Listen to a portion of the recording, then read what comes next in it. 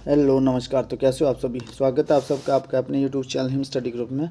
तो आज आपके लिए एक और मॉक टेस्ट हम लेके हाजिर है, जिसमें कि आपको पता है कि क्या रहेगा। आपका HPGK रहेगा, हिंदी ग्रामर रहेगा, इंग्लिश ग्रामर रहेगा और आपका मैथ का सेक्शन रहेगा। ठीक है, चारों सब्जेक्ट जो यहाँ पे कवर किए जा रहे हैं।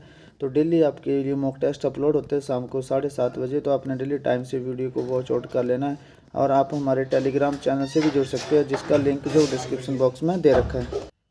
और साथ में जो ये आपके मॉक टेस्ट चले हुए हैं, इनकी प्लेलिस्ट बना दी गई है। तो प्लेलिस्ट में सारी वीडियो अपलोडेड हो गई, कम से कम 28 मॉक टेस्ट अपलोड हो गए हैं। तो आप इन मॉक टेस्टों को सीक्वेंस वाइज सभी को स्टार्टिंग से जो वो देख सकते हैं। ठीक है, बाकी आपको पता है कि आपके अपकमिंग एग्ज़ाम जो भी है, चाहे वह पटवारी का हो, पुलिस का हो या फिर अदर कॉम्पिटिटिव एग्ज़ाम जिसमें आपका HPGK, मैथ, हिंदी या फिर इंग्लिश ग्रामर पूछे जाते हैं, सब के लिए जो मॉक टेस्ट है ये मोस्ट इंपॉर्टेंट रहने वाले हैं। तो चलिए स्टार्ट करते हैं आज का फर्स्ट क्वेश्चन। तो फर्स्ट क्वेश्चन है कि हिमाचल प्रदेश में प्रथम आम चुनाव कब हुआ था। तो आपको पता है जब पूरे भारत में ही हुआ था, ये हिमाचल प्रदेश की नहीं पूरे भारत की बात है। ठीक है, तो ये कब हुए थे? 1981 में हुई थी, 1951 में, 1953 में, 1952 में। तो ये हुआ था 1951 में। ठीक है, 1951 में हुआ था। और प्रथम बार हिमाचल का मुख्यमंत्री जो है, मुख्यमंत्री ये किसे बनाया गया था हिमाचल प्रदेश? जब 1951 में प्रथम आम चुनाव हुआ तो हिमाचल का मुख्यमंत्री कौन बना? ठीक है, तो ये आपने कमेंट सेक्शन जो है कमेंट करके बताना है। ठीक है, चलते हैं नेक्स्ट क्वेश्चन की ओर। नेक्स्ट क्वेश्चन आपका कि गौरी देवी का टिब्बा, गौरी देवी का टिब्बा जो हिमाचल प्रदेश के किस जिले में स्थित है? तो मंडी में है, कुल्लू में है, कांगड़ा में है, चंबा में है। तो गौरी देवी का टिब्बा जो हिमाचल प्रदेश के चंबा डिस्ट्रिक्ट में स्थित है। ठीक है, हिमाचल प्रदेश के चंबा डिस्ट्रिक्ट में जो आपका ये गौरी देवी का टिब्बा स्थित है। चलते हैं नेक्स्ट क्वेश्चन की ओर। नेक्स्ट क्वेश्चन आपका कि महासूबी भाषा हिमाचल प्रदेश के किन जिलों में बोली जाती है? तो महासूबी भाषा जो चंबा कांगड़ा में बोली जाती है, कुल्लू मंडी में, हमीरपुर ऊना में, सोलन शिमला में। तो ये महासूबी भाषा जो आपकी ये बोली जाती है शिमला और सोलन में। ठीक है, शिमला और सोलन में जो आपकी महासूबी भाषा जो ये बोली जाती है। चलते हैं नेक्स्ट क्वेश्चन की ओर। नेक्स्ट क्वेश्चन आपका कि कुल्लू राज्य की स्थापना किसने की? तो जगत सिंह ने की थी, संसार चंद ने की थी, बिहंग मणिपाल या वेद प्रकाश ने? तो कुल्लू राज्य की स्थापना जो करी आपके वो बिहंग मणिपाल ने करी है। ठीक है, बिहंग मणिपाल जो है कुल्लू राज्य के संस्थापक थे। चलते हैं नेक्स्ट क्वेश्चन की ओर। नेक्स्ट क्वेश्चन है कि कांगड़ा के शाहपुर किले का निर्माण किसने करवाया था? तो संसार चंद ने करवाया था, भीमचंद ने, भक्तमाले में, लक्ष्मण सिंह ने? तो कांगड़ा के शाहपुर किले का निर्माण जो ये किसने करवाया? ये करवाया आपके भक्तमाल ने। भक्तमाल जो है कांगड़ा के शाहपुर किले का जो ये निर्माण करवाया था। चलते हैं नेक्स्ट क्वेश्चन की ओर। नेक्स्ट क्वेश्चन आपका हिंदी के सेक्शन की त्रिफला में, त्रिफला में आपने समास बताना है। ठीक है, त्रिफला, त्रिफला क्या होता है? तीन फलों का समूह। ठीक है, तीन फलों का समूह। ठीक है, त्रिफला। तो पहला पद क्या आ रहा है आपका? संख्यावाचक, संख्यावाचक आ रहा है आपका पहला पद। तो जहाँ पर पहला पद संख्यावाचक आता है वहाँ पर कौन सा समास होता है? द्विगु समास होता है। ठीक है, द्वंद्व समास में क्या होता है? एक दूसरे के विपरीत होंगे या एडजेक्शन होंगे। बहुब्रीहि समास में ये होगा कि ये किसी और की तरफ इशारा कर रहा होगा, जैसे लंबोदर भगवान श्री गणेश को बोलते हैं। अव्ययी भाव समास में क्या होंगे? इसमें होंगे कि आपके उपसर्ग लगे होंगे। ठीक है, उपसर्ग लगे होंगे अव्ययी भाव समास में। चलते हैं नेक्स्ट क्वेश्चन की और। नेक्स्ट क्वेश्चन आपका निशाचर में कौन सा समास है? अव्ययी भाव समास, बहुब्रीहि समास, कर्मधारय समास या द्विगु? निशाचर, जब निशाचर का आपका शब्द विग्रह करेंगे निशाचर, तो निशा में चर करने वाला, निशा में चर करने वाला, घूमने वाला, निशा में चर करने वाला। तो निशा में चर करने वाला अर्थात किसके लिए बोला गया? राक्षस। निशा क्या होती है? रात्रि को निशा बोला जाता है, तो रात्रि में विचरण करने वाला राक्षस। तो ये निशाचर का अपना शब्द का, इस शब्द का अपना कोई अर्थ नहीं बल्कि किसी और की तरफ इशारा कर रहा है। जब कोई शब्द उस शब्द का अपना कोई अर्थ नहीं किसी और की तरफ इशारा करे तो वो समास जो होता है आपका बहुब्रीहि समास जो ये हो जाता है। तो निशाचर में कौन सा समास है? बहुब्रीहि समास। चलते हैं नेक्स्ट क्वेश्चन की ओर। नेक्स्ट क्वेश्चन है कि तीन बेर खाती थी वो तीन बेर खाती थी, कौन सा अलंकार है? यमक, श्लेष, अनुप्रास, उपमा? तो उपमा अलंकार में आपको पता कि क्या होता है? तुलना करी जाती है। ठीक है, तुलना की जाती है, यहाँ तुलना हो नहीं रही है। अनुप्रास अलंकार में पहला शब्द जो वो पहला शब्द जो होता है क्या, तो बार बार रिपीट होता है। जहाँ पर वर्णों की आवृत्ति होती है, वर्णों की आवृत्ति होती है, वहाँ पर आपका अनुप्रास अलंकार होता है। श्लेष अलंकार में क्या होता है कि एक पंक्ति का दूसरे पंक्ति से चिपका होता है। यमक अलंकार, यहाँ पर शब्दों की आवृत्ति बार बार होती है। जहाँ पर वर्ण की आवृत्ति बार बार हो, वहाँ पर आपका अनुप्रास अलंकार। जहाँ पर शब्दों की आवृत्ति हो, वहाँ पर आपका हो जाएगा यमक अलंकार। तो इसमें यमक अलंकार है। चलते हैं नेक्स्ट क्वेश्चन की ओर। नेक्स्ट क्वेश्चन है कि श्र कौन सा वर्ण है, संयुक्त वर्ण है, अंतस्थ, ऊष्म या इनमें से कोई नहीं। तो संयुक्त व्यंजन है, ये संयुक्त वर्ण है। कौन कौन से होते हैं, क्ष, त्र, ज्ञ और ज। ज्ञ से ही करना थोड़ा, ठीक है। और अंतस्थ व्यंजन आपको पता है कौन कौन से होते हैं। जो अंतस्थ व्यंजन होते हैं ये होते हैं आपके य, र और ल और व। अब बच गया आपके ऊष्म वर्ण। ये कौन कौन से होंगे, ये शलगम वाला स, स्लेट वाला स, षटकोण वाला स और ह। और ये बनते कैसे हैं, क्ष बनता है क हलंत जमा षटकोण वाला स, त्र बनता है त हलंत जमा र, जो आपका ज्ञ है जो वो बनता है ज हलंत जमा अण, और जो आपका श्र है वो बनता है शलगम वाला श हलंत जमा र। इसकी जो आपको फाउंडेशन में पता होनी चाहिए, ठीक है। तो श्र कौन सा वर्ण है आपका, ये संयुक्त वर्ण है। चलते हैं नेक्स्ट क्वेश्चन की ओर। नेक्स्ट क्वेश्चन है परमाणु में कौन सी संधि है, गुण संधि है, वृद्धि संधि है, दीर्घ संधि है, अयाधि संधि है। तो परमाणु के संधि विच्छेद करेंगे। सबसे पहले आपके परम जमा अणु, ठीक है। अणु नहीं होगा, परम जमा अणु होगा। संधि विच्छेद पूर्णतः कभी बार। तो यहाँ से अ आ गया, यहाँ से अ आ गया, दोनों मिलकर क्या बना रहे हैं, बड़ा आ बना रहे हैं। तो जहाँ पर दो स्वर मिलकर अपना रूप दीर्घ कर लेते हैं, वहाँ पर संधि हो जाती है आपकी दीर्घ स्वर संधि। अ और अ मिलकर जो अपना रूप दीर्घ कर रहे, तो ये संधि हो जाएगी दीर्घ स्वर संधि। तो परमाणु में संधि कौन सी है, दीर्घ संधि। चलते हैं नेक्स्ट क्वेश्चन की ओर। नेक्स्ट क्वेश्चन आपका क्या, person who is difficult to please, एक ऐसा आदमी जिसे मनाना जो वो मुश्किल हो, ठीक है। तो लोकेशियस होता है one who talks too much, मतलब जो ज़्यादा बोलते हैं। लोकेशियस टॉकटिव भी बोल सकते हैं उसको, ग्यारुलस भी बोल सकते हैं, ठीक है।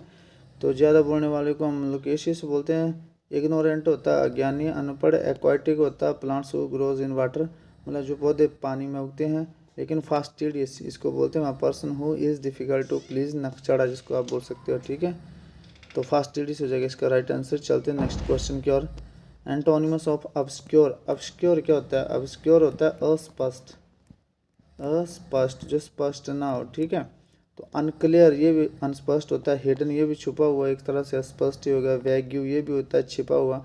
लेकिन क्लियर जो होता है ये बिल्कुल होता है क्लियर। ल्यूसिड भी बोल सकते हैं इसको, ल्यूसिड बोल सकते हैं। ल्यूमिनस बोल सकते हैं, LUMINIOUS, ल्यूमिनस बोल सकते हैं, ठीक है। क्लियर, आप क्लियर और ल्यूसिड याद रखिए, ठीक है। तो इसका मतलब क्या होता है, स्पष्ट। चलते हैं नेक्स्ट क्वेश्चन की ओर। नेक्स्ट क्वेश्चन आपका, Rohan is quite popular his classmates. तो क्लासमेट्स आ गया, दो की बात होती तो बिटवीन आता, ठीक है। कहीं किनारे की बात तो हो नहीं, या क्रॉस थ्रू भी नहीं हो सकता, लेकिन अमंग आएगा यहाँ पे। Rohan is quite popular among his classmates, उनके क्लासमेटों में पॉपुलर है ना, तो अमंग आएगा। नेक्स्ट क्वेश्चन है आपका कि everyone was amazed, everyone was amazed the young child's courage। तो आपको पता है कि जहाँ पर अलार्म्ड आ जाए, ठीक है, सरप्राइज्ड आ जाए, अमेज्ड आ जाए, इन तीनों के साथ आप फिक्स प्रपोजिशन ऐड का यूज़ करेंगे, ठीक है। अमेज का मतलब ये होता है हैरान रह जाना, सरप्राइज रह जाना, ठीक है। Amazed at the young child courage. चलते हैं नेक्स्ट क्वेश्चन की ओर। नेक्स्ट क्वेश्चन है कि I walked out, I want to breathe some fresh air. I walked out, मैं निकल गया। वाट नहीं आएगा, दैट नहीं आएगा, सिंपल दिख रहा है बिकॉज। आई वॉकड आउट, मैं निकल गया बिकॉज, क्योंकि। I want to breathe some fresh air, मुझे थोड़ी फ्रेश हवा चाहिए थी। बाहर मतलब फ्रेश होने के लिए निकल गया बाहर। तो आई वॉकड आउट बिकॉज, कारण बताना है तो बिकॉज। चलते हैं नेक्स्ट क्वेश्चन की, और ये आपका मेंस्ट्रुएशन का है। तो इससे पहले सबसे पहले आपको इसका थोड़ा सा बता देता हूँ। इसके लिए आपको ट्रिपलेट का पता होना चाहिए। तो ट्रिपलेट बताता हूँ 2-3 ट्रिपलेट से ये क्वेश्चन जो मतलब ईजी होते हैं, इन्हें फॉर्मूले इनको बिल्कुल पुट नहीं करने पड़ते हैं। तो जिनको ज़्यादा नहीं 2-3 ट्रिपलेट बनाऊंगा जो याद रख लेंगे आप, वो बहुत सारे, इससे ज़्यादा आपको याद करने की ज़रूरत भी नहीं है। ठीक है, इतने ट्रिपलेट जो आपको पता होना चाहिए। तो एक ट्रिपलेट आपका 3। ट्रिपलेट्स का फ़ायदा ये होता है कि आपको फार्मूले पुट करने की जरूरत नहीं होती, पूरा लॉन्ग में जाने की जरूरत नहीं होती, फिर सीधा लगा दो त्रिभुज का फार्मूला है किसी भी चीज़ का, 1/2 बेस प्लस हाइट, मतलब 1/2 आधार गुणा ऊंचाई। ठीक है, 1/2 बेस प्लस हाइट। तो ये 3, 4, 5।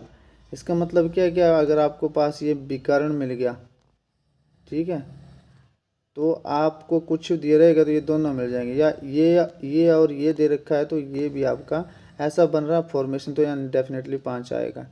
ठीक है, फिर आएगा आपका 6, 8, 10। ठीक है, फिर आएगा आपका 5, 12, 17। फिर आएगा आपका 7, 24, 25। और एक और है जो इम्पोर्टेंट है, वो आप याद रख लेंगे, वो ये है आपका 8, 15, 17। अब इन ट्रिपलेट्स में से आपको एक बात ध्यान रखने की है कि ये जो 15, ये 15 और 8 है, ठीक है, जैसे 12 और 5 है, 6 और 8 है, 3 और 4 है, 24 और 7 है, ये आप ऊपर नीचे लिख सकते हो, इसकी कोई दिक्कत नहीं। लेकिन ये जो है विकर्ण, जो विकर्ण है आपका, वो यहीं पर ही आएगा। जैसे ये 5 है, ये बड़ा यहीं पे आएगा, ये 10 है, ये यहीं पे आएगा, ये 17 है, ये यहीं पे आएगा, ये 17 है, ये यहीं पर ही आएगा। ठीक है, तो ये जो विकर्ण, इसका आप थोड़ा ध्यान रखेंगे कि ये जो आपका, ये आगे पीछे आ सकता है, ये 17 या 13 आएगा। ठीक है, इसको 13 कर लेना, ये 13 आएगा। बस ये ध्यान रखेंगे विकर्ण जो है ये नहीं बदलेंगे अपना स्थान, ये ऐसे रहेंगे, ये आगे पीछे हो सकते हैं। ठीक है, ये बेस और हाइट, ठीक है, बेस और हाइट जो है अलग अलग हो सकते हैं ये, लेकिन ये जो ये ऊपर नीचे हो सकते हैं, लेकिन विकर्ण जो वो अपनी जगह पर ही रहेगा। आप इतने ट्रिपलेट याद कर लगते हो तो आपके एग्जाम के लिए बहुत ही है। तो अब इसी ट्रिपलेट से हम जो टफ क्वेश्चन है वो सॉल्व करेंगे। ठीक है, टफ तो नहीं, ईजी है। ठीक है, यदि एक आयत के विकर्ण की लंबाई 17 सेंटीमीटर है तथा परिमाप पेरीमीटर 46 सेंटीमीटर, तो उस आयत का क्षेत्रफल ज्ञात कीजिए। ठीक है, तो अब जैसे हमारे पास ये आयत दे रखी है, ठीक है, ये आयत अपने पास दे रखी है। अब इसका ये विकर्ण दे रखा है, ये कितना दे रखा है, 17 सेंटीमीटर दे रखा है। ठीक है, 17 सेंटीमीटर ये दे रखा है, विकर्ण 17 सेंटीमीटर, और आज साथ में पेरीमीटर दे रखा है हमें 46 सेंटीमीटर। तो अब ऐसे अगर आपको प्रॉपर तरीके से सॉल्व करोगे पूरे सिस्टम से, तो इसका कोई मतलब कैसे सॉल्व करोगे आपका, इसके लिए आपको ट्रिपलेट नहीं तो आप फार्मूले लगाते रहो, पेरीमीटर के फार्मूले लगाओ, उसके बाद फिर देखो इसका सिस्टम कैसे कैसे क्या बन रहा है। डायमीटर तो पेरीमीटर में तो आएगा नहीं ऐसे ही, ठीक है, क्योंकि पेरीमीटर तो आपका 4 भुजाओं का योग आएगा, फिर एक भुजा निकालोगे 2 × a + b। ठीक है, 2a + b जो आपका ये पेरीमीटर होता है, = दे रखा 46 है। यहाँ से आगे पुट करोगे तो फार्मूला नहीं, आपको ट्रिपलेट पता होना चाहिए। अब आपके पास ट्रिपलेट, आप जैसे ये आयत है, ठीक है, ये आयत बना तो एक समकोण त्रिभुज ही रही है। ठीक है, ये त्रिभुज बना रही है आपकी एक, ठीक है, त्रिभुज।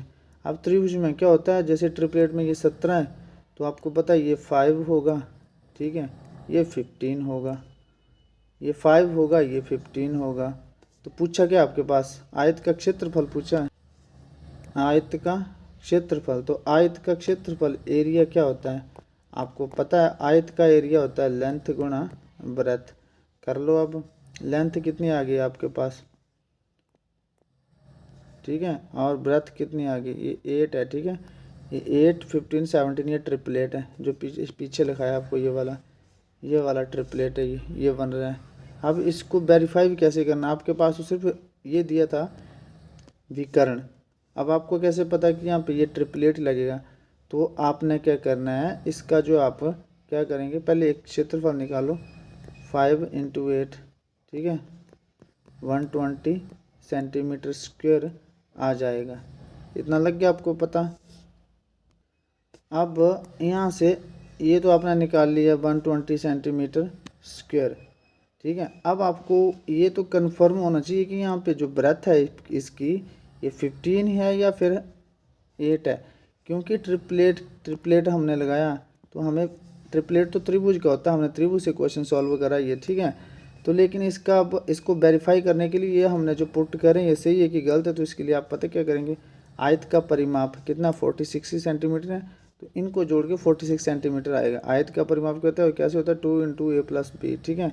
तो ये 15 है, ब्रेथ 15 है, तो यहाँ भी 15 होगी, ठीक है। तो 15 15 30 हो गई, ये 8 है लेंथ, तो यहाँ भी 8 होगी, ठीक है। 15 15 30 हो गई, ठीक है। 8 8 कितनी हो गई, 16 हो गई, 30 और 16 कितना हो गया, 46। तो 46 सेंटीमीटर इसका परिमाप यहाँ पे आ गया ये। तो ऐसे क्वेश्चन सॉल्व करना है अपने ट्रिपलेट से। चलते हैं नेक्स्ट क्वेश्चन की, और नेक्स्ट क्वेश्चन भी सीखा लिया हमने। तो ये बोला है कि एक आयत के विकर्ण की लंबाई, ठीक है, एक आयत के, फिर वही दे रखा है, एक आयत के विकर्ण की लंबाई दे रखी है हमारे पास, फिर कितनी 25 सेंटीमीटर, तथा इसका क्षेत्रफल दे रखा है अब 168 वर्ग सेंटीमीटर। तो इसके आयत की लंबाई पूछी है, तो फिर वो ट्रिपलेट बन रहा है हमारा 25, ठीक है। 25 ट्रिपलेट बन रहा है ना, तो यहाँ पे कितना आ जाएगा, 8 आ जाएगा, यहाँ पे 24 आ जाएगा। ट्रिपलेट से हम आयत के क्वेश्चन भी सॉल्व कर रहे हैं, त्रिभुज वाले क्वेश्चन हम आयत से भी सॉल्व कर रहे हैं, आयत वाले क्वेश्चन त्रिभुज से सॉल्व कर रहे हैं, ठीक है। तो फिर आपका सिंपल से ट्रिपलेट बन रहा है। तो अब आयत की आपके पास क्या पूछी गई है, लेंथ, आयत की लेंथ पूछी गई, तो आयत की लेंथ यहाँ से हम फाइंड आउट कर लेंगे। तो स्टार्ट करते हैं इस क्वेश्चन को। आयत की जो आपका ट्रिपलेट है, विकर्ण कितना बन रहा है, ये 25। अब आपको पता होना चाहिए कि जो इसका ये है, ठीक है, ये जो आपका 168 है, तो यहाँ पे 2 ट्रिपलेट है अपने पास, ठीक है। इसको सॉल्व करने के थोड़ा एक तरीका और है। आयत के विकर्ण की लंबाई देखिए 25 सेंटीमीटर है, तो आप क्या करेंगे, 2 ट्रिपलेट लगाएंगे। कैसे, 25 × 8, इसको करते पहले इसको चेक कर लो, तो कितना आ गया, 8 चौके 32, 3 आ गया, 8 दूनी 16 और 16 2 18, 182 आ रहा है यहाँ पे क्या आ रहा है आपका 182, पर 82 नहीं, यहाँ पे 7 है, ठीक है। 7 24 और 25 है इसका ट्रिपलेट का ये। 7 चौके 28, 2 7 दूनी 14, 2 16, 168 इसका क्षेत्रफल आ गया। तो यहाँ से आप क्रॉस चेक भी कर रहे हैं, क्षेत्रफल कितना है इसका क्षेत्रफल आ गया 168 इसका क्षेत्रफल आ गया, आपने चेकआउट कर लिया। तो आप पूछा कि आयत की लंबाई पूछी गई, तो आयत की लंबाई आपके पास आ गई है 7 सेंटीमीटर। ब्रेथ कितनी आ गई, 24 सेंटीमीटर, क्योंकि ट्रिपलेट हमारे पास यही बनता है, देखो 7 24 25। तो इसकी जो आपकी लेंथ आ गई, आयत की लेंथ लंबाई 7 सेंटीमीटर, ब्रेथ पूछे 25 सेंटीमीटर, पैरीमीटर पूछे तो 24 24 48, 7 7 14, 8 4 12, 1 6 62 सेंटीमीटर इसका पैरीमीटर हो जाएगा। चलते हैं नेक्स्ट क्वेश्चन की ओर। नेक्स्ट क्वेश्चन आपका, राकेश किसी काम को 10 दिन में करता है, मोहन उस काम को 15 दिन में करता है, ठीक है। राजेश 12 दिन में, तीन मिलकर इस काम को कितने दिन में करेंगे। सिंपल सा क्वेश्चन है ये। बोलता है कि राकेश ट्रिक से करेंगे, किसी काम को 10 दिन में करता है, ठीक है। मोहन उस काम को 15 दिन में करता है, और राजेश उस काम को 12 दिन में करता है। तीनों का एलसीएम ले लेंगे जब, ठीक है। तीनों का एलसीएम क्या आ जाएगा, 60 आ जाएगा, क्योंकि 60 पे सारे एक दूसरे को डिवाइड करते हैं। 15 चौके 60 है, ठीक है, 10 छक्के 60 है, और 12 चौके 12 5 60। तो इन तीनों जो आपको 60 जो तीनों को डिवाइड करते हैं, अगर हम 30 लेते हैं, जैसे 15 दूनी 30, 10 3 30, तो 12 नहीं आता, 12 भी आना चाहिए समझ, ठीक है। एलसीएम लिस्ट कॉमन फैक्टर, जो सबसे छोटा कॉमन जो चीज़ है, जो सबको डिवाइड करें तीनों को। तो अब इनका आपने एलसीएम ले लिया, तो अब यहाँ आपके जो ये राकेश जो ये पूरे काम को 10 दिन में कर सकता है, ठीक है। इस 60 काम को 10 दिन में कर सकता है, तो एक दिन में कितना काम करेगा 6, ये कितना करेगा 4, ये कितना करेगा, ये करेगा आपका 5। अब बोला गया कि ये तीनों मिलकर इस काम को कितने दिन में करेंगे, तीनों मिलकर इस काम को कितने दिन में करेंगे। तो तीनों का एक दिन की एफिशिएंसी कितनी है 6 + 4 + 5, ये कितनी होगी 15 होगी। ठीक है, तीनों की एक दिन की एफिशिएंसी। और टोटल काम कितना है आपका 60। तो 15 से डिवाइड कर दो, क्योंकि 15 हुए ना, ये 6 4 10 5 15, तो 15 चौके 60। 4 दिन में करेंगे इस सब काम को मिलकर, जो तीनों मिलकर इस काम को 4 दिन में करेंगे। क्योंकि राकेश किसी काम को यहाँ पे लिखा 10 दिन में कर सकता है, तो उसका एक दिन का काम निकालो। ये 1 डे वर्क निकलता है यहाँ पे, 1 डे वर्क। ठीक है, 1 डे वर्क चाहिए होता है हमें। तो ये इसका 1 डे वर्क एक दिन में 6 काम करता है, ये 4 करता है, ये 5 करता है। तीनों का एक दिन का काम कितना होगा 15 होगा। तो टोटल काम कितना है 60। तो 15 से डिवाइड कर दो, तीनों मिलकर ये काम को 4 दिन में कर देंगे। तो 4 इसका राइट आंसर हो जाएगा। ये था आपका आज का सेशन। आई होप आपको सेशन पसंद आया होगा। तो मिलते हैं नेक्स्ट सेशन में, तब तक के लिए जय हिंद जय भारत।